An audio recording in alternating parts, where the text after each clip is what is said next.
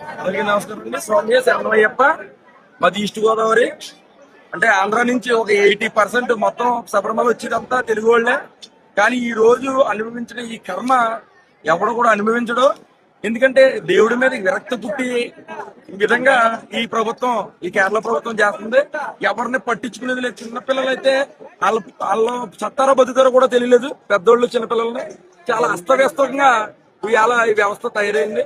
హిందూ దేశం అయ్యి ఉండి అదే ఇదే పాకిస్తాన్ లాంటిదో లేకపోతే ఇంకో దేశంలో అయితే ఇలాగే ఏమన్నా వేల మంది వెళ్తుంటే వాళ్ళ ఆదాయం కోసమైనా సోపాయాలు కల్పిస్తారేమో. అంత దరిద్రంగా ఉంది. ఇంతటి నీచమైన మెయింటెనెన్స్ ఎక్కడ ఏ ప్రభుత్వం చేయదు.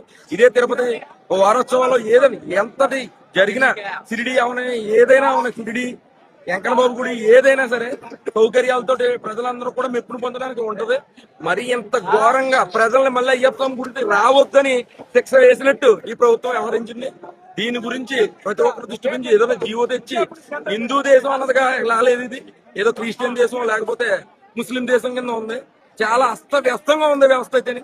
ఇంతటి దుర్మార్గంగా ఇంతటి మహోన్నతమైన గుడిని ఇంత అపవిత్రంగా చేసి ఈ విధంగా చేయారంటే దుర్మార్గం, దుష్టం.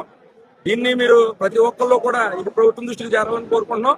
ఇంకోటి ఏంటంటే మన హిందూ దేశం లేకపోతే ఇంత దరిద్రంగా ఇలా తయారవుతుందని ఎట్టి పరిస్థితులు అనుకోరు.